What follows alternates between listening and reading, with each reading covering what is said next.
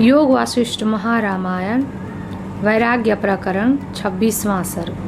काल आदि की परतंत्रता से अनेक दोषों के कारण से संसार की दुर्दशा इस 26वें सर्ग में वर्णन की गई है, जिससे वैराग्य उत्पन्न हो।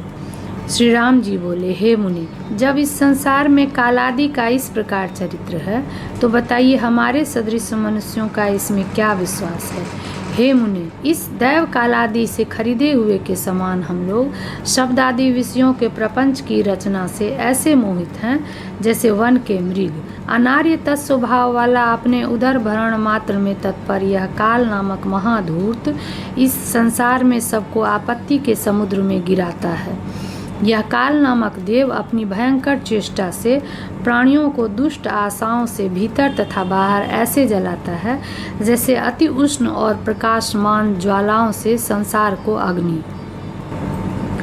स्त्री होने के कारण स्वभाव से ही चपल नियति मर्यादा रूप कृतांत की यह पत्नी सदा अपने कार्य में तत्पर समाधिनिष्ठ महात्माओं का भी धैर्य नष्ट कर देती है। यह महाक्रूर आचारधारी कृतांत तरुण शरीरों को वृद्ध बना के सब प्राणी समूह को निरंतर ऐसे भक्षण करता है जैसे सर्प वायु को। संपूर्ण निर्दयों का राजा यम तो दुखियों के ऊपर दया करना जानता ही नहीं। सब प्राणियों पर दया करने वाला जन तो दुर्लभ हो गया है। हे मुनि, चींटी से लेकर ब्रह्मा पर्यंत जितनी प्राणियों की जातियां हैं सब तुच्छ हैं और सब विषय भोग महाभयंकर हैं, और ये सब केवल दुरंत दुख ही के लिए हैं। आयु अत्यंत चपल है, मृत्यु सर्वथा क्रूर है, युवावस्था अत्यंत ही क्षणभंगुर और चंचल है, और बाल्यावस्था तो अज्ञान ही से नष्ट है। यह संसार विषय की चिंता से कलंकित हो रहा है। जितने बंधु हैं वे संसार के बंधन हैं, जितने भोग हैं वे संसार के महारोग हैं, और तृष्णा जो है वह केवल मृग तृष्णा ही है। इंद्रियां जो हैं वे ही शत्रु हो रही है। देहादि में आत्मा के सत्य होने का अभिमान था, वह विवेक से असत्य हो गया। बंधन के हेतु से मन ही मन का शत्रु होके आत्मा ही मन रूप आत्मा से आत्मा ही के ऊपर प्रहार करके दुखी करता है। अहंकार युक्त अंतःकरण की वृत्ति आत्मस्वरूप ज्ञान के विरोधी होने से केवल कलंकार्थ ही है। स्वरूप की दृढ़ता से शून्य होने से बुद्धि अति क्षीण हो गई है। क्रिया सब दुख फल देने वाले हो गई है, और मानसी विलास सब स्त्री के अधीन हो गए हैं। संपूर्ण इच्छाएं विषय से शोभित हो गई, आत्मा का चमत्कार नष्ट हो गया, स्त्रियां दोषों की ध्वजा हो गई, और सब अनुराग रस शून्य हो गए। आत्म वस्तु को अवस्तु रूप से जान लिया, चित्त को अहंकार में नियुक्त किया। सब भाव पदार्थ नाशग्रस्त हैं, और भाव पदार्थों का अंत अधिष्ठान रूप जो आत्मा है वह नहीं जाना जाता। हे साधु, बुद्धि अत्यंत व्याकुल होकर केवल संताप को प्राप्त हो रही है। संसार में राग ही अधिक वृद्धि को प्राप्त हो रहा है, और वैराग्य नहीं प्राप्त होता। रजोगुण से विवेक दृष्टि नष्ट हो गई और तमोगुण बढ़ रहा है। सत्व गुण की प्राप्ति नहीं होती, और तत्व ज्ञान तो अत्यंत ही दूर है। जीवन तो अस्थिर है और मृत्यु आने को उन्मुख है। धैर्य सर्वथा नष्ट हो गया, और तुच्छ पदार्थों में प्रीति सर्वदा बढ़ रही है। मूर्खता से बुद्धि मलिन हो गई, शरीर गिरने वाला ही है। वृद्धावस्था मानो शरीर पर जल रही है, और पाप जो है वह जाजल्यमान हो रहा है। युवावस्था बड़े यत्न से चली जा रही है। सज्जनों की संगति बहुत दूर है, कहीं कोई गति नहीं है। सत्यता कहीं भी उदय नहीं होती, मन मोहित के समान हो गया है। आत्मज्ञान का सुख दूर चला गया। उत्तम दया हृदय में कभी नहीं होती, और नीचता दूर से निकट आती है।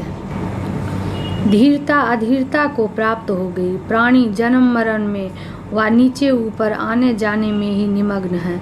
दुर्जनों का संग अति सुलभ है, और सज्जनों का समागम अत्यंत दुर्लभ है। सब भाव पदार्थ उत्पत्ति और नाश से ग्रस्त हैं, वासना संसार का बंधन है और प्राणियों के समूह को काल न जाने कहाँ लिए जा रहा है।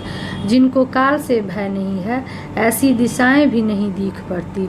न सद्व्यवहार का उपदेश प्रतीत होता है और न लौकिक व्यवहार ही दिख पड़ता है।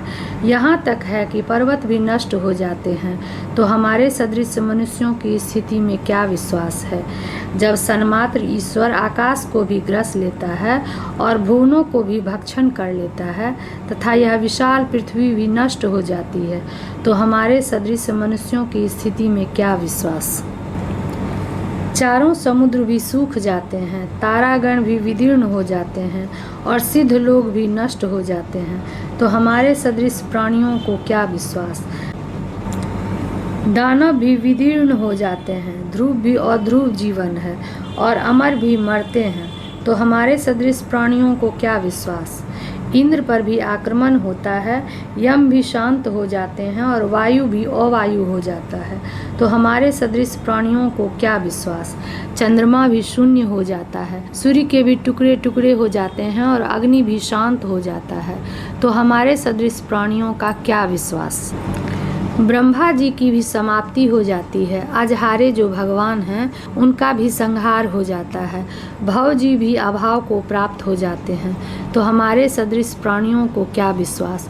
पूर्वोक्त 3 प्रकार का जो काल है उसको भी जो संहार कर लेता है, नियति को भी हटा देता है और जो सबको अच्छापन करने वाला आकाश है उसको भी लय कर देता है, तो हमारे सदृश प्राणियों का क्या विश्वास।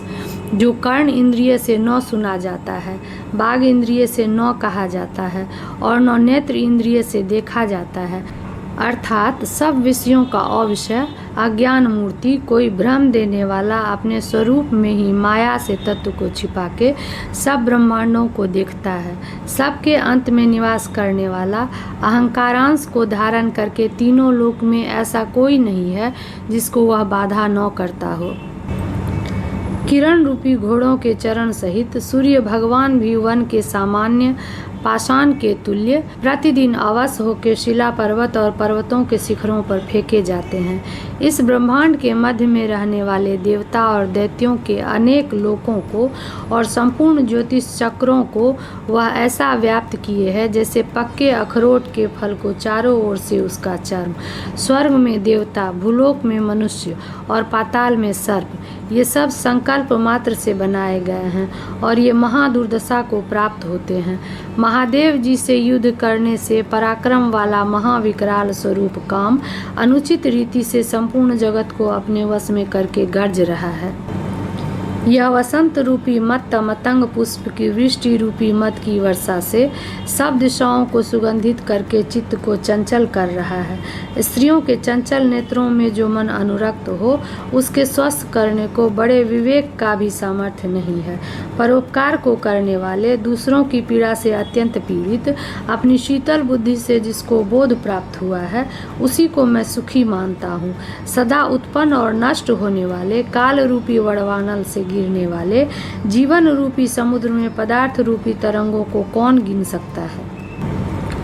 सब मनुष्य मोह के वश होकर दुष्ट आशाओं की फांसी में बंधे हुए, दोष रूपी गुल्मों में अटके हुए मृगों के समान जन्म रूपी जंगल में नष्ट हो रहे हैं। इस जगत में जन्मों की परंपराओं में काम्य और निषिद्ध कुकर्मों द्वारा संसार की आयु नष्ट हो रही है और आकाश के वृक्ष की लता के समान इस पास से बद्ध सुख दुख रूपी फल को हम विचारवान भी नहीं जानते। आज यह महाउत्सव है, यह मनोहर नूतन ऋतु का प्रारंभ है। आज यह अमुक देश की यात्रा है, वे हमारे बंधु हैं, यह कैसा सुख है और यह उत्तम स्त्री आदि का भोग है। इस प्रकार व्यर्थ ही सद्विचार के प्रतिकूल नाना विकल्प जालों को रचता हुआ चंचल और सुकुमार बुद्धि वाला यह लोक यहाँ नष्ट हो जाता है और परमार्थ की सामग्री कुछ नहीं संपादन करता।